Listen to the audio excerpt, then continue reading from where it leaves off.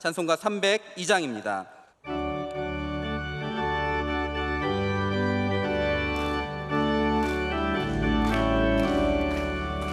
내 주 하나님 넓고 큰 은혜는 저 큰 바다보다 깊다. 너무 밧줄을 끌고 깊은 데로 따라 망망한 가 언덕을 떠나서 창가에 배 띄워 내 주 예수 은혜의 바다로 내 맘껏 져가라. 왜 너 인생은 언제나 거기서 저 큰 바다 물결 보고 그리 모르는 깊은 바다 속을 한번 헤아려 한보나. 언덕을 떠나서 창가에 배 띄워 내 주 예수 은혜의 바다로 내 맘껏 져가라. 많은 사람이 얕은 물강에서 저 큰 바다 가려다가 잘 싸버리는 작은 파도로도 마음 약하여 가네. 언덕을 떠나서 창가에 배 띄워 내 주 예수 은혜의 바다로 내 맘껏 져가라. 사고 나거나 이지고 가거나 저 은혜의 바다 향해 사고 내 눈을 저 깊은 데로 따라 망망한 바다로 언덕을 떠나서 창가에 배 띄워 내 주 예수 은혜의 바다로 내 맘껏 져가라. 오늘 우리에게 주신 하나님 말씀은 신약성경 마태복음 19장 20절에서 22절까지의 말씀입니다. 마태복음 19장 20절에서 22절까지의 말씀입니다. 신약성경 32면에 있습니다. 이 말씀을 함께 합독하겠습니다. 함께 읽겠습니다. 그 청년이 이르되 이 모든 것을 내가 지켰사온데 아직도 무엇이 부족하니까? 예수께서 이르시되 내가 온전하고자 할진대 가서 내 소유를 팔아 가난한 자들에게 주라. 그리하면 하늘에서 보화가 내게 있으리라. 그리고 와서 나를 따르라 하시니 그 청년이 재물이 많음으로 이 말씀을 듣고 근심하며 가니라. 아멘.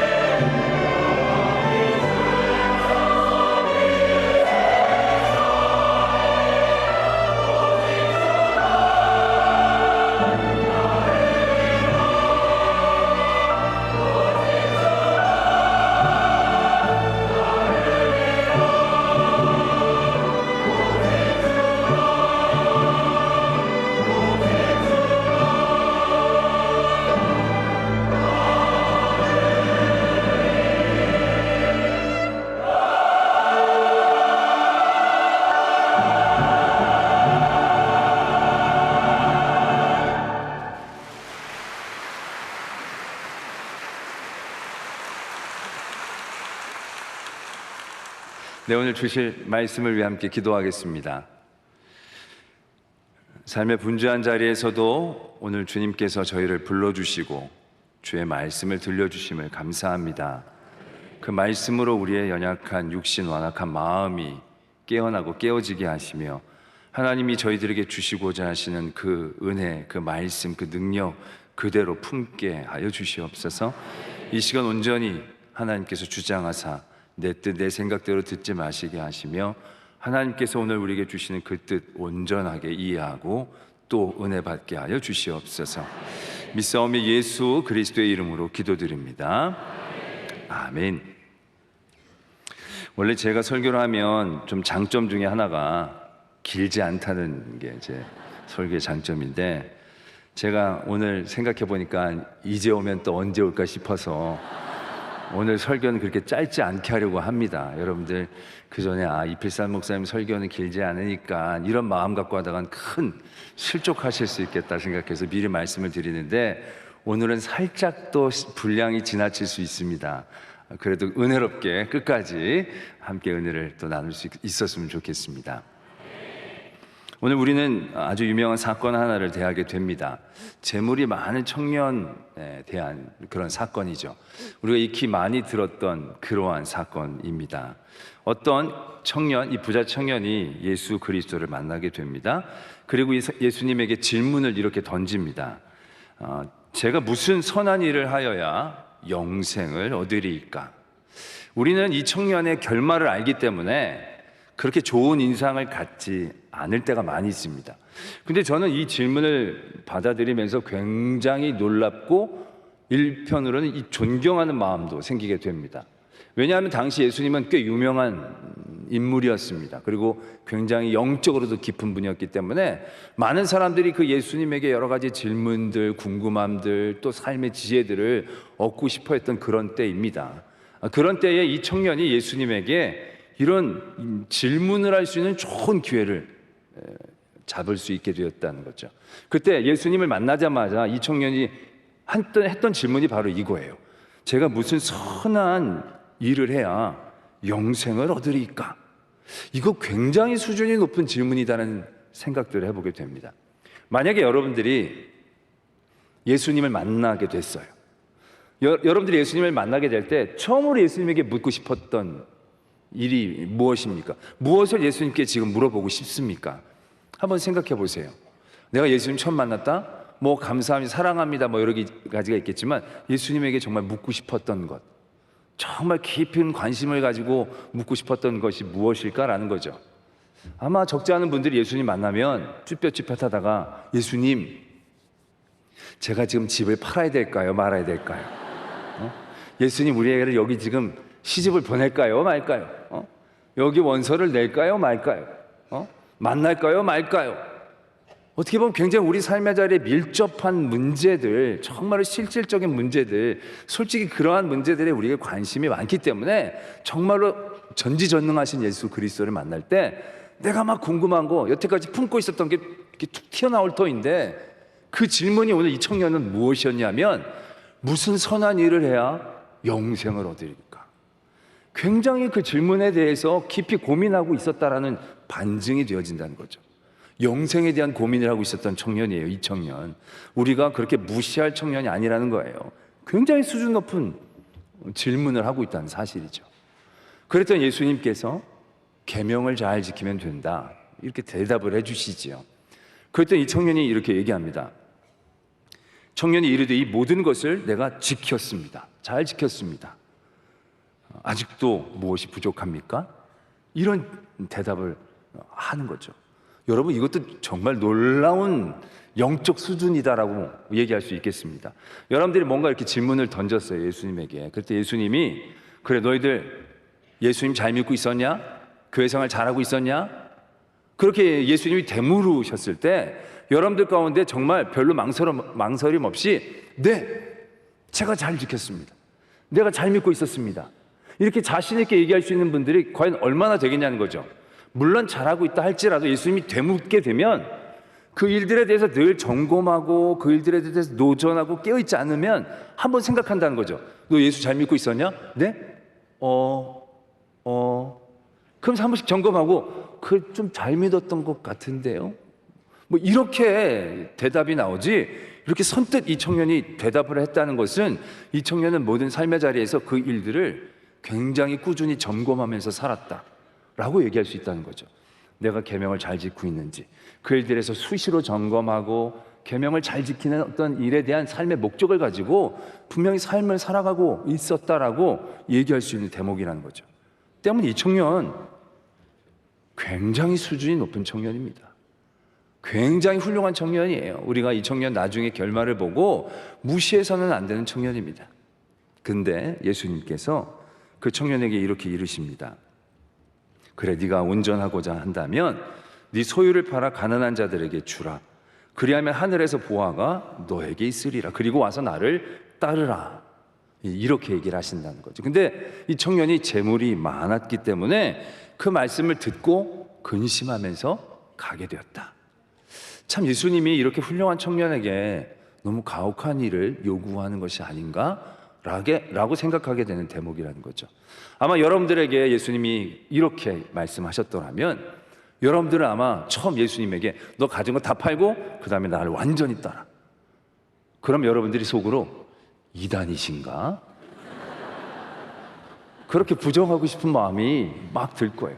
뭐 이렇게까지 하는 게 정말 이게 바른 신앙일까? 아마 그러한 의문을 품기 쉬울 상황이라는 얘기죠.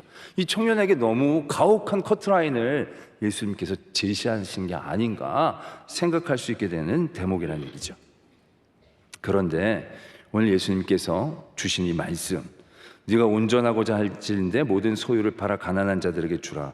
그럼 하늘에 보호가 있을 것이다. 그리고 와서 나를 따르라 라고 얘기하신 이 말씀은 굉장히 가혹한 카트라인을 제시한 게 아니라 복음과 은혜의 말씀을 전하고 계신다라는 것을 우리가 깨달아야 합니다. 이게 왜 그런가 하면 말이죠, 저는 이런 가정을 해봅니다. 만약에 이 청년이 예수님에게 이런 말씀을 듣고 근심하면서 갔어요. 근데 가서 생각해 보니까 아무래도 예수님 말씀대로 하는 게 맞는 것 같은 거예요. 내가 이렇게 많은 물질을 가지고 내가 영생을 못 얻느니 이거 다 드리고 예수님 따라서 영생을 얻는 게 맞는 것 같다? 돌이켜 회개하는 거예요. 그래서 재산을 다 팔아서 가난한 사람들에게 다 나눠주고 그리고 예수님을 따르기 위해 쫓아왔어요. 그리고 예수님 앞에 이 청년이 딱 나타났어요. 그러면 이 청년은 영생을 얻는 것일까요? 생각하는 척하지 말고 생각을 해보세요. 예수님이 그러면 영생을 얻고 나를 따르면 될 거라고 온전하고자 할진데 그러면 된다라고 얘기했는데 정말로 그 청년이 말씀을 듣고 다 팔고 예수님을 따라다니면 그때부터 완전 확정적인 영생을 얻게 되어지는 그런 일들이 벌어지는 것일까요? 저는 아니라고 대답합니다. 분명히 아닙니다. 왜? 그건 어떠한 조건을 한 가지 더 충족한 일일 수는 있어요. 그러나 그것만으로 영생의 확증을 얻는다라고는 보장할 수 없는 상황이라는 거예요. 왜냐하면 예수님에게 이미 그런 사람들이 12명이 있었어요. 그 12명은 자기가 가진 것들을 다 내려놨어요. 다 포기했어요. 그리고 전적으로 예수님을 따르겠다라고 결단한 사람들이에요.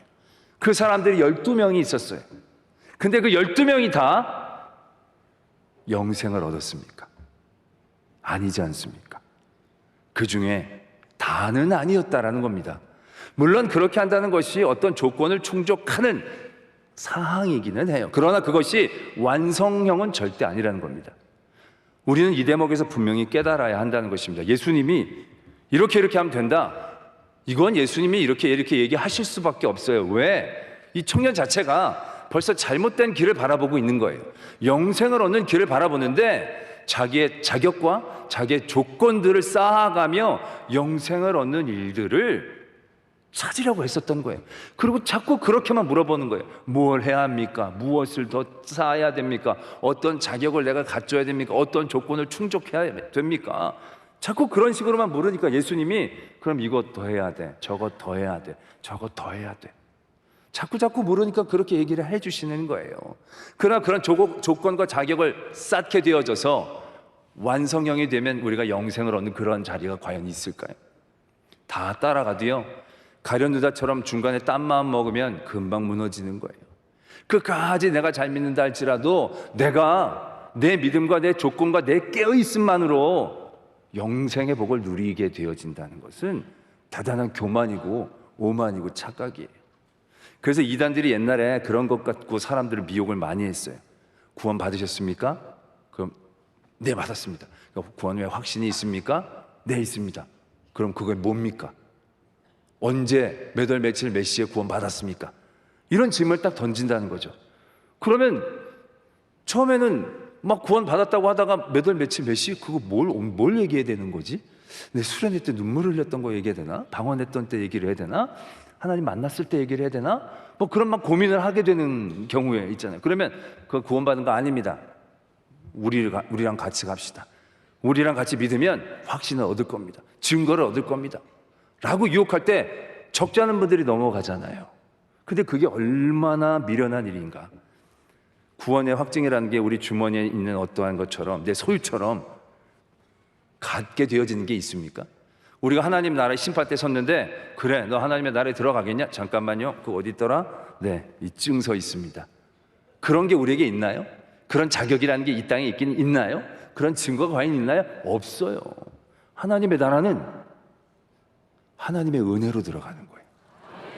하나님의 나라는 내 자격과 조건으로 들어갈 수 있는 나라가 아니라 하나님의 택하심과 부르심, 그것으로 들어갈 수 있는 나라가 하나님의 나라예요. 그 자격증이란 자체가 우리에게 있지를 않아요. 원래 내 자격과 조건으로 하나님의 나라에 들어갈 수 있는 게 아니에요. 하나님의 부르심, 택하심. 내가 얼마나 높이 쌓아야 하늘을 닿을 수가 있겠습니까? 내가 아무리 멀리 달려야 하나님 나라까지 달려갈 수 있겠습니까? 하나님이 밧줄을 내려주시지 않으면 올라갈 수 없어요.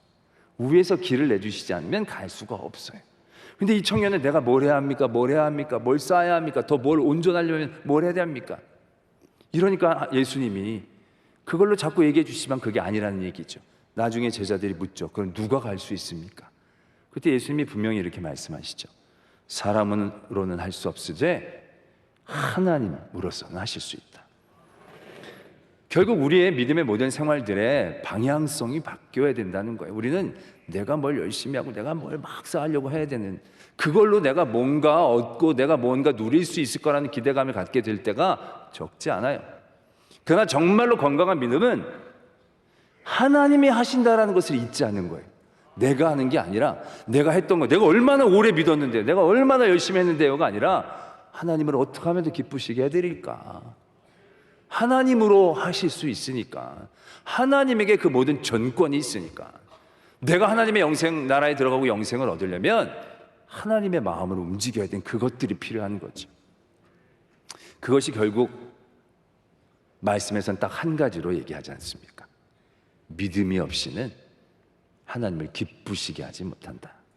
그러니까 결국 하나님으로 하실 수 있다. 그럼 우리는 뭘 해야 합니까? 다른 게 중요한 게 아니라 믿음이 중요하다는 겁니다. 믿음. 근데 이 믿음이라는 것이요, 생각보다 쉬운 듯 쉽지 않아요. 믿음이 뭘까요? 믿음이 좋다, 믿음이 크다라는 게 어떠한 의미를 갖고 있을까요? 여러분들 믿음이 좋다 그러면 어떠한 믿음을 의미하는 것입니까? 이게 믿음이 좋은 것 같다라고 얘기할 것 같지만 또 어떨 때 보면 믿음이 좋은 것 같지 않은 것 같기도 한 내 모습들 발견한다라는 거죠. 그 말씀에 보면 예수님이 믿음을 칭찬하신 사람이 있어요. 한 사람은 수로보니게 여인이에요. 가나안 여인이에요.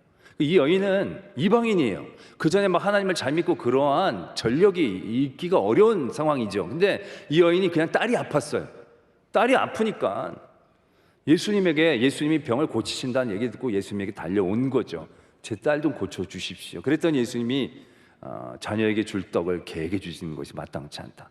그랬더니 이 여인이 개들도 주인의 상에서 떨어지는 부스러기를 먹지 않냐고 이제 그렇게 대답을 하는 거죠. 근데 그렇게 대답을 했던 예수님이 내 믿음이 크도다, 내 믿음이 크도다, 그렇게 얘기하시는 거예요. 이 여인이 몇십 년 믿은 것도 아닐 거예요. 성경을 많이 아는 것도 아닐 거예요. 그 전에 봉사활동 많이 했을까? 그건 잘 모르겠어요. 근데 그런 것도 아닐 거예요.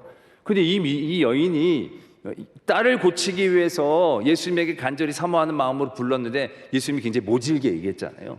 근데 그 모질게 얘기한 걸 한번 참아내고 다시금 개라고 얘기하면서 예수님에게 얘기를 했더니 예수님이 내 믿음이 크다라고 얘기하신 거예요. 그래서 예수님이 그렇게 모멸하는 그런 말을 하셨는데도 참았기 때문에 믿음이 좋다라고 얘기하신 건가? 근데 생각해 보면요, 저라도 참겠어요. 그 상황이면. 그렇지 않겠어요? 여러 어머니 중에 자기 딸이 죽어가는데 이분은 낫게 할 것 같은데, 그래서 왔더니 이분이 아니야, 넌 개야, 뭐 돼지야, 막 그 소돼지 얘기 듣는 게 그게 그렇게 그래, 아유 됐다 더러워서 내가 안 난다 그냥 딸 죽으라고 내가 내핑개치지, 내가 이 말 듣고 그럴 엄마는 아무도 없을 거예요. 그렇잖아요. 더한 말을 해도 간절하게 부러지셨을 거예요. 이 여인이 상황에 대해서 그렇게 한 것 같지 뭐 더 탁월한 모습이 과연 있을까 싶은 생각이 드는 거예요. 예수님이 믿음을 칭찬한 또 한 사람이 있어요. 누구냐면 백부장이에요. 자기의 사랑하는 하인이 죽어가니까 예수님에게 살려달라고 사람을 보내요.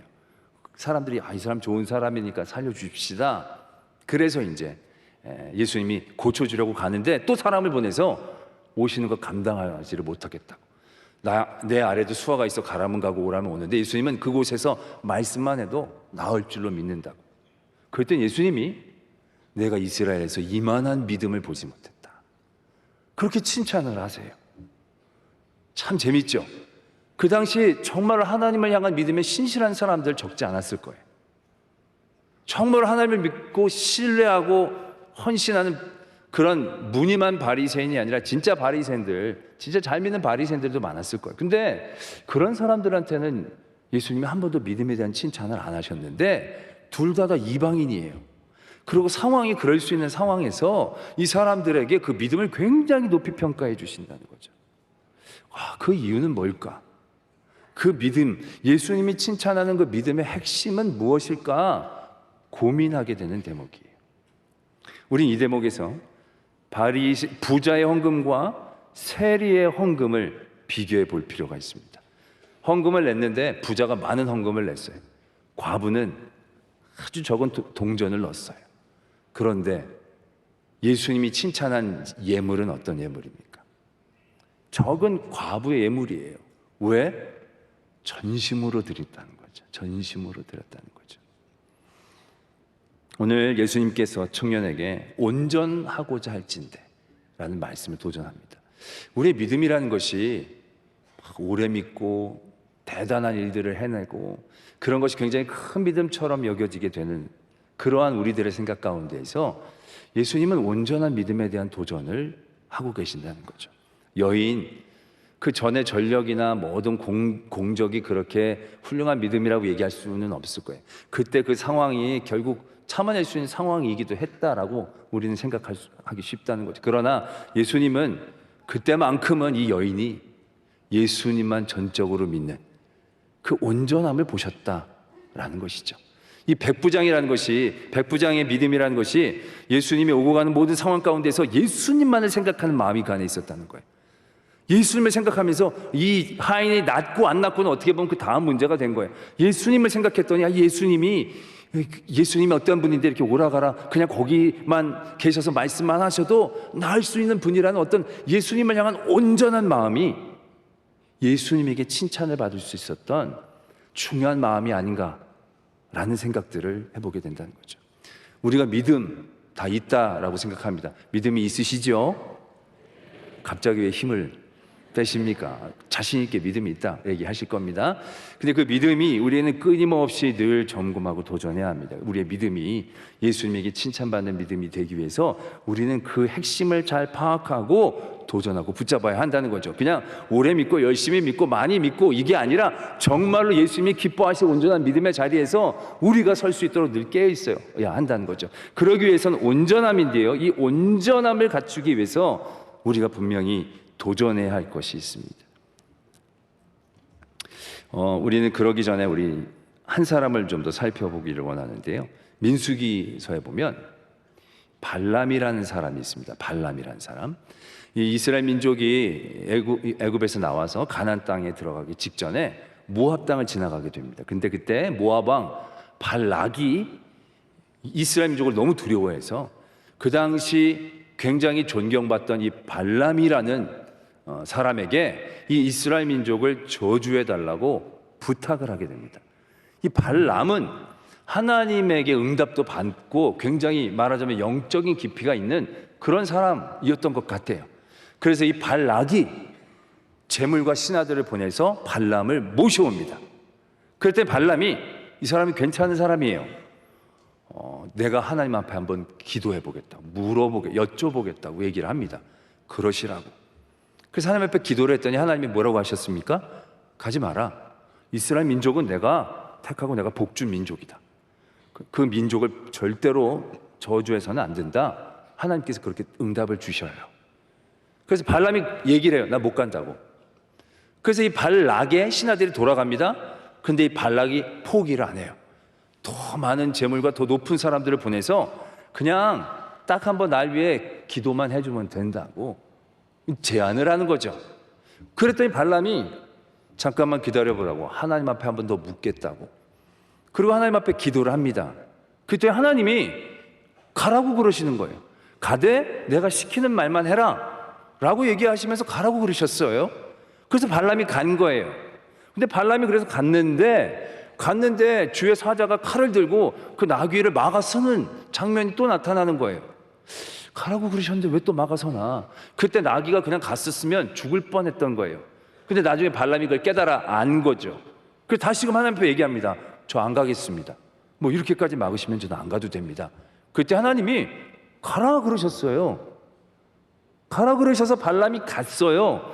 가서도 하나님이 하라는 말만 했어요. 발락이 막 옆에서 화를 내면서 아유, 내가 원하는 말만 해줬으면 이 많은 물질이 다 당신 건데 어떻게 그럴 수 있냐고. 그리고 마지막 세 번째는 하나님에게 묻지도 않고 이스라엘 민족을 축복했어요. 발람이. 그게 괜찮죠? 대답이 오늘 왜 이렇게 잘 따라오고 계시는 거 맞죠? 네. 발람 여기까지 뭐 잘못된 게 있어요? 아니, 가라서 간 거고 하라는 대로 했는데 문제가 없어요. 발람 괜찮은 사람인 것처럼 여겨져요.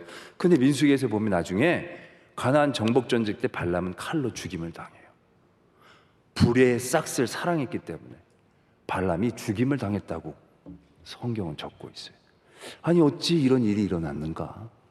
발람이 하나님이 하라는 대로 했는데 어떻게 이러한 상황들이 생겨났을까? 뭐가 잘못됐을까? 어디서부터 문제였을까?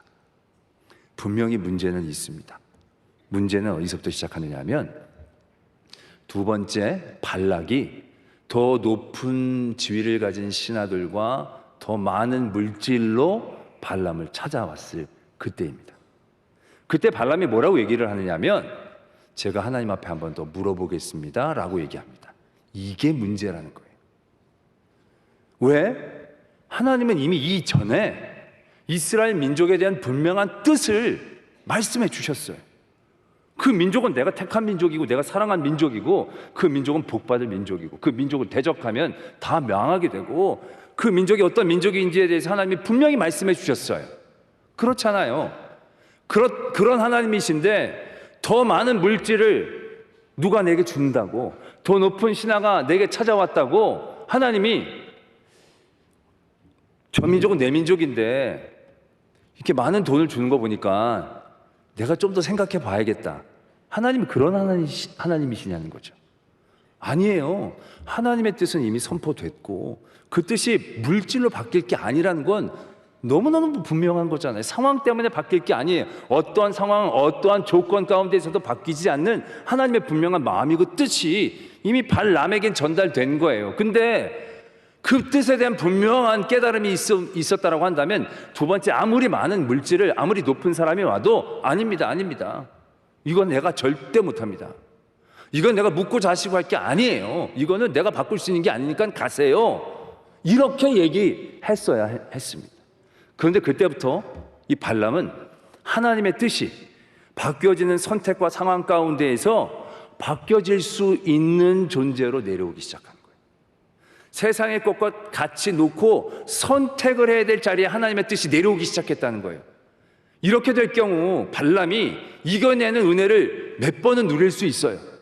하나님께서 그를 붙잡아 주시고 깨닫게 해주신다면 이런 선택에서 늘 하나님의 뜻을 선택하는 그런 은혜를 누릴 수 있어요. 그러나 이런 구조가 되어지면요, 끝까지 버티기가 어려운 거예요. 제가 유추해 보건데 아마 이랬을 것 같아요. 발락이 화를 내면서 돌아갔지만 발락도 별 수가 없잖아요. 그러니까 더 많은 재물을 발람에게 보냈을 거예요. 그리고 얘기할 거예요. 하나님의 뜻에 반하라는 게 아니고요, 와서 저주해달라는 얘기도 아니고요, 그냥 의견을 묻는 건데 이스라엘 민족을 좀 어렵게 만들 그런 방법은 없을까요? 아마 이런 식으로 아주 달콤하게 속삭였을 거예요. 그러면 또 발람이 고민하게 되는 거죠. 야, 이거 말을 할까 말까. 고민하다 보니까 물질이 너무 많은 거예요. 그리고 이게 특별히 잘못된 것 같은 생각이 안 드는 거죠. 내가 직접 저주한 것도 아니고 이 발락이 너무 나한테 이렇게 애걸복걸하니까 이게 또 인간적으로 보낼 수도 없고, 그러면 그냥 모압 사람들이 섬길 때 한번 초청을 해보라고. 그러면서 그들을 좀 즐겁게 해줘보라고. 광야에서 그렇게 살다가 그런 거 맛보면 정신 못 차릴 수도 있을 거. 아니, 나는 그냥 그냥 생각이 그렇다는 거지, 내가 뭐 그렇게 그 뜻을 갖고 얘기하는 건 아니에요. 아마 이런 식으로 흘려낼 수밖에 없지 않았을까라는 생각들을 해보게 된다는 거죠. 무엇을 말씀하고 계시는 겁니까? 하나님의 은혜를 온전히 누리고 우리가 온전한 믿음이 되려면요, 하나님의 뜻은 이 세상의 그 어떤 것과 이 세상의 어떤 상황과 환경 가운데에서 선택의 자리로 내려오면 안 되는 것이 되어야 한다는 것입니다. 주일에 아침에 일어났는데 태풍이 막 밀려온다는 거예요. 비바람이 치는 거예요. 몸 컨디션도 안 좋아. 그럼 여러분들 어떠한 구조에 여러분들이 서 계십니까? 야, 오늘 예배 드릴까? 갈까? 그냥 영상으로 드려도 되지 않을까? 가다가 사고 나면 더 영광 가리는 거 아닐까? 이렇게 생각하기 쉽지 않느냐는 거죠. 그러면서 하나님을 향한 예배가 절대 변하지 않을 나의 인생 가운데서의 일들이 아니라 변수로 내려앉는 거예요. 예배를 드릴까 말까의 자리로. 그러면 어떤 날은 예배 드려야지, 그러면서 예배를 드리는 일들이 승리할 수 있지만, 세상의 많은 유혹과 위협들이 우리를 끊임없이 넘어뜨리려고 한다라고 할 때 우리가 그런 모든 일들 가운데에서 늘 날마다 예배를 온전히 선택할 수 있느냐라는 것이죠. 과연 제가 중고등부 아이들 이렇게 수련을 하면서 궁금한 거 있으면 물어보라 그랬어요. 그랬더니 애들이 의외로 목사님들 사생활을 궁금해 하더라고요. 낮에 뭐 하냐고. 노는 줄 알아요, 애들이. 어떻게 목사가 됐냐고 뭐 이런 거 궁금해 하더라고요. 그래서 내가 얘기했어요. 나는 내 믿음이 연약하고 자신이 없어서 목사가 됐다, 이렇게 얘기를 했습니다. 왜냐하면 제가 그랬거든요. 저는 목사가 아니면 믿음의 여러 일들이 세상에서 변수가 될 것 같은 거예요. 근데 저는 요즘 아침에, 주일 아침에 일어나면 몸이 너무 피곤하고 힘들어요. 그럼 그때 제가 오늘 교회 갈까 말까 고민하겠습니까? 절대 고민이라는 걸 안 해요. 태풍이 밀려온다? 야, 태풍이 오는데 내가 오늘 갈까 말까? 절대로 그렇게 얘기를 안 해요. 왜? 내 인생에서의 예배는 상수니까. 내 인생에서의 예배는 그 어떤 상황과 환경 가운데서 타협의 대상이 되는 게 아니니까. 그래서 저는 목사가 된 거예요. 목사가 되면 모든 게 상수잖아요. 그러니까 기도하고 뭐 할 때 고민이 없어요. 저는 저희 교회에서 점심마다 이렇게 식사를 대접하는데 그게 막 맛있고 막 화려하고, 맛있어요. 맛있어? 요즘 다 녹화가 돼가지고 그렇지만 거기서 먹는 걸 즐겨해요. 뭐가 즐겁냐면요, 나가서 먹으면 선택이 너무 고민이 되는 거예요. 뭘 먹을까 이게 되게 그것이 쉽지 않은 과정이에요. 근데 주는 밥을 먹으면 선택의 여지가 없잖아요. 그냥 어떻게 하면 맛있게 먹을까만 생각하는 거지 내가 먹을까 말까 아무 그런 생각을 하지 않아요. 그게 얼마나 편한지 몰라요. 안 그래요? 믿음의 생활이라는 게 은혜를 온전히 누리려고 할 때 그 은혜의 자리를, 믿음이라는 것이 온전히 서기를 원한다면 그 믿음의 자리를 어떻게 우리가 만들어 나갈 수 있느냐? 하나님을 향한 일들이 내 인생에서 세상의 것과 선택의 대상으로 내려와서는 안 된다는 거예요. 그 일들이 절대적으로 변치 않는 일이 되어져야 한다는 거예요. 때문에 저는 여러분들이 다 목사님이 되기를 원하는 건 아닙니다.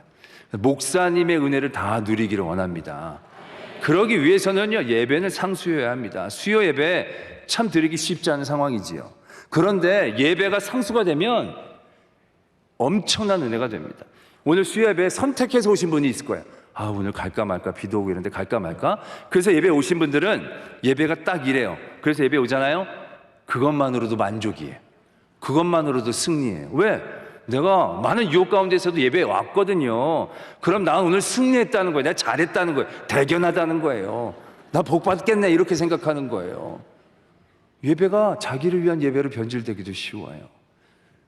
근데 예배가 상수가 되어 분들은 오늘 수요 예배 어떻게든 가야지. 그게 내 인생에서 변치 않는 자리가 되면요, 방법을 찾는 것은 수없이 많아요. 방법이 절대 없어요. 그런 분들이 예배를 드리면 어떻게 예배를 드리느냐? 오늘 드리는 예배를 하나님이 어떻게 기뻐 받으실까? 한 단계 더 생각할 수밖에 없어요. 예배를 드리는 것을 넘어섰으니까 이미 드리는 것 안에서 우리가 생각하고 꿈꿀 수 있게 되는 거예요. 여러분들 어머니들 집에서 자녀에게 밥을 줄 때 밥이 변수로 내려앉으면요, 애들한테 밥을 해주는 것만으로 만족하는 거예요. 야, 내가 오늘 안 하려고 했다. 알아서 먹어라. 반찬 투정? 먹지 마. 밥 해주는 거 얼마나 귀한 줄 알아?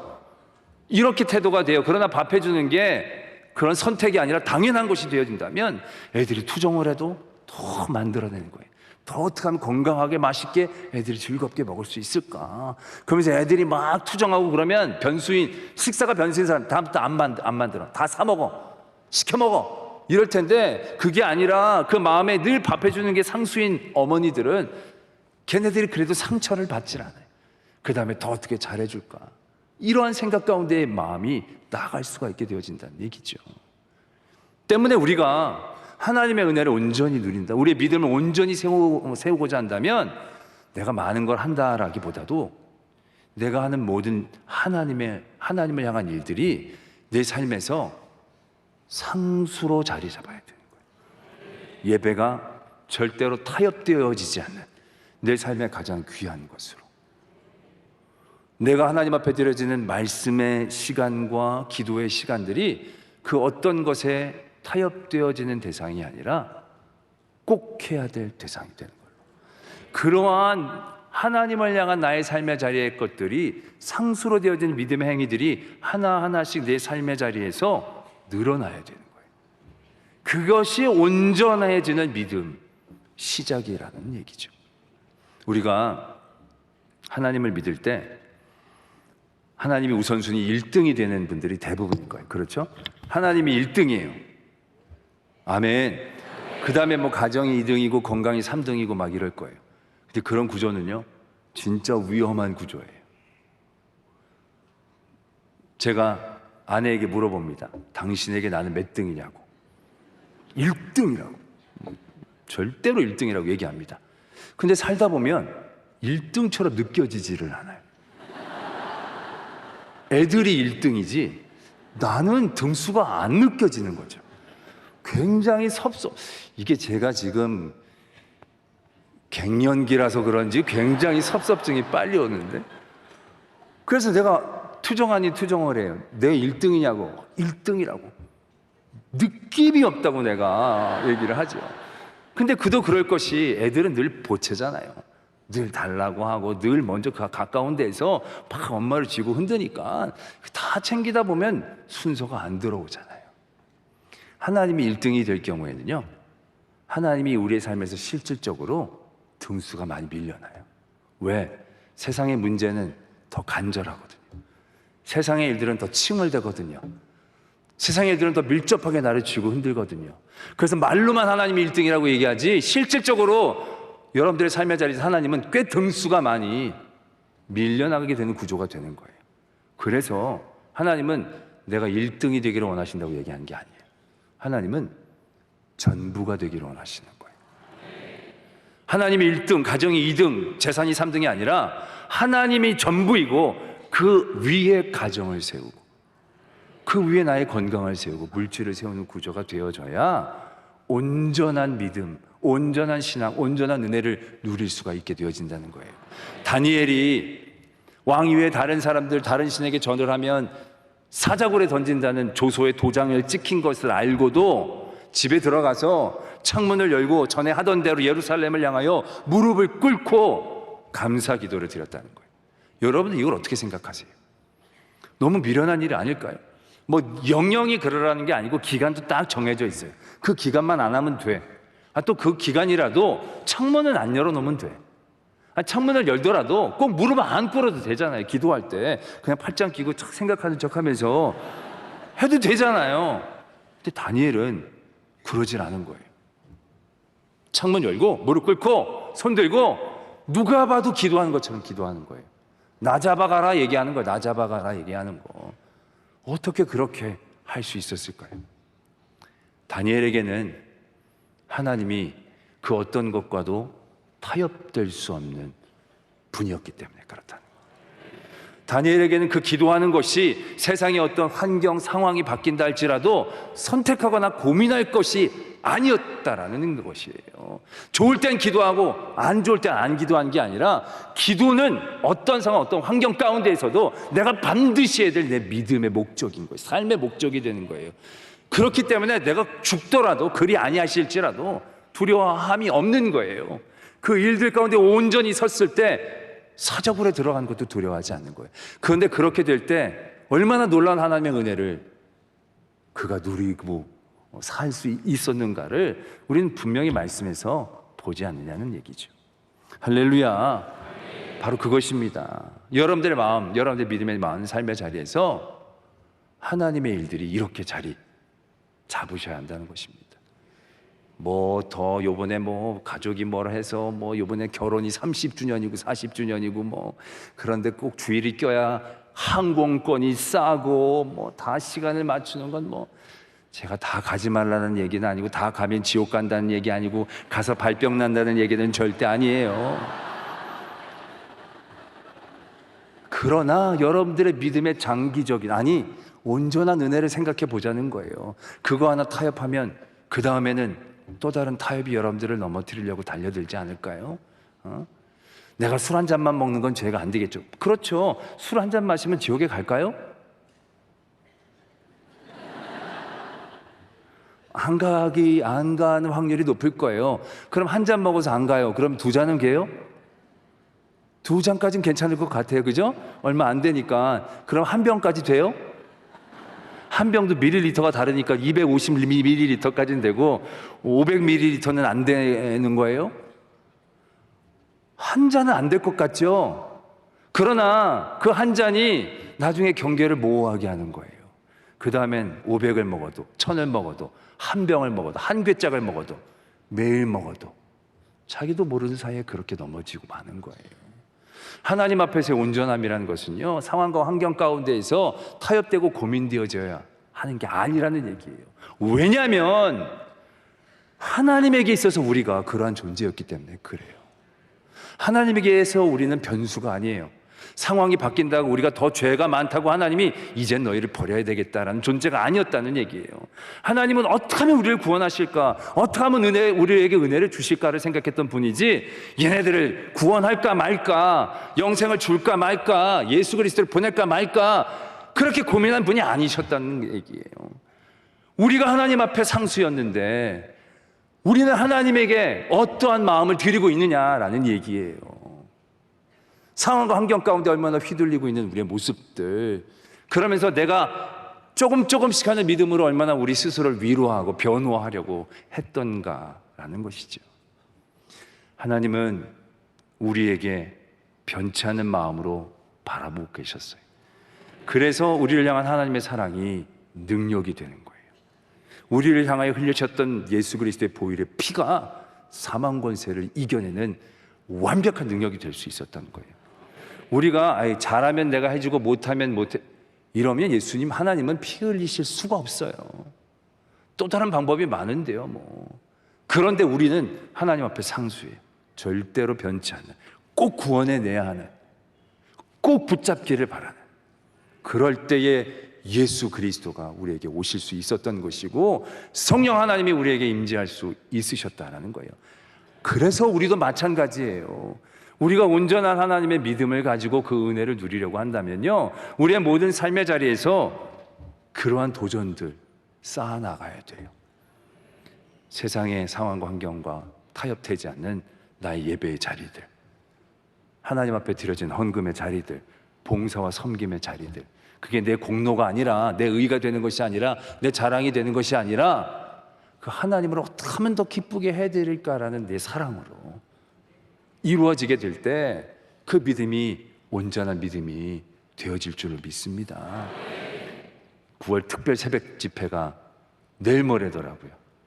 와, 또 그 은혜의 일들 또 기대가 됩니다. 여러분, 새벽 집회하면서 내가 이번에 몇 번째 새벽 집회다 기억하지 마세요. 그게 중요한 게 아니에요. 내가 해야 될 건 이번 새벽 집회 때 하나님을 어떻게 기쁘시게 해드릴까. 달력을 보고 와, 이번엔 좀 기간이 기네. 그럼 내가 언제 나갈까? 언제 뺄까? 목사님이 항상 이때는 좀 방점을 찍고 이제 약간 힘이 빠질 때 내가 또 이렇게 가서, 절대로 그렇게 고민하지 마세요. 그러면 아무것도 못 얻어요. 그건 변치 않는 일이 되는 거예요. 내가 몸이 아파도 무슨 일이 있어도 반드시 지켜야겠다. 반드시 지키겠다는 상수로 그 일들을 올려놓고 그 다음에 나의 일들을 생각하는 거예요. 뭐 이런 일들은 다음에 하면 되고, 이런 일들은 먼저 하면 되는 거고, 이런 일들은 내려놓으면 되는 거고, 이거 안 먹으면 되는 거고, 안 가면 되는 거고, 안 누리면 되는 거고. 제가 너무 오랜만에 와서 그런가요? 이런 게 이게 좀 이게 원래 두 번째부터 아멘들 다 나왔는데 내가 너무 말이 빨랐나? 할렐루야. 그렇게 하고 9월 특별 새벽 집회를 바라봐야 온전한 은혜를 누리는 거예요. 내가 다음 날 개근했다, 그게 중요한 게 아니에요. 개근 뭐 여기 다 하는 게 개근이잖아요. 누구 뭐 특별한 게 있나요? 애들도 다 하는 개근인데 그거 가지고 무슨 자랑거리를 삼으시려고. 그건 자랑이 아니고 당연한 일인 거예요. 당연한 일이 돼야 돼요. 그래야 은혜가 되지, 그게 의가 되면 아무것도 못 얻는 거예요. 이번에 그런 일들이 여러분들 안에서 도전되어지기를 바랍니다. 상수가 되면 얼마나 놀라운 일들, 헤쳐나가는 모든 일들. 제 아는 목사님 한 분은 홍수가 났는데 자기 집이 섬처럼 갇혔다는 거예요. 주일날. 목사님이 어떻게 했겠어요?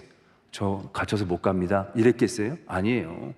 그분 수영복 같은 거 입으시고 양복을 비닐에 싸다가, 그리고 그 강을 막 헤엄쳐다가 저 밭에서 장로님들 대기해가지고 구명 이런 거 준비해가지고 여차 한번 던지라고 해가지고 그걸 뚫고 가서 예배를 드렸다는 거죠. 대단한 거 아니에요? 당연해요. 다 그래. 나도 그럼 그럴 거예요. 왜? 그건 절대로 타협이 되어지지 않는 거니까. 근데 그때 얼마나 은혜가 됐겠어요. 목사님도 그렇고 성도들도 그렇고. 하나님은 그러한 은혜를 우리에게 주시는 것입니다. 오늘 부자 청년처럼 내가 하는 의, 내가 하는 생각들의 방향이 아니라 하나님이 하실 수 있다.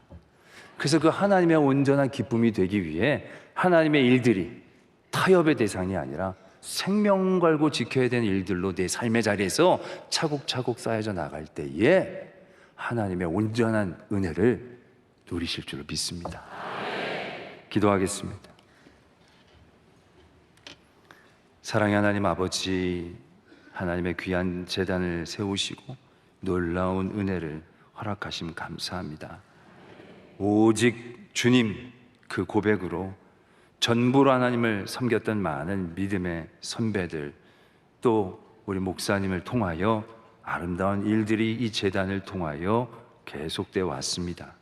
앞으로도 세상의 어떤 환경과 상황 가운데 타협하거나 하나님의 일이 선택되는 것이 아니라 당연한 일로 고백되어지며 나아갈 때에 하나님 온전한 은혜 누리게 하여 주시옵소서. 이번 9월 특별 새벽 집회를 통하여 또 다른 하나님의 놀라운 역사를 기대합니다.